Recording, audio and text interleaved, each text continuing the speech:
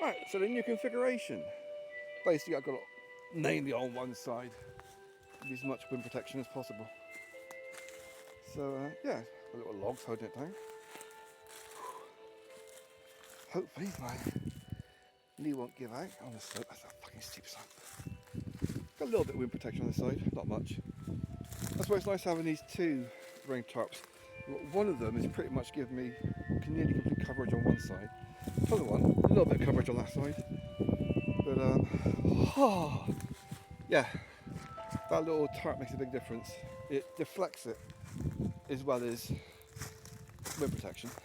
I mean, it's not complete a wind blocker, it's more of a deflector. So yeah, I mean, the sleeping bag is shit. It does the job. It's meant to be a 4-season sleeping bag, but it is not. It's 2 seasons, spring, summer, autumn, no. I mean, if you wore clothing with it, I can't sleep wearing clothes. I have to be naked when I sleep.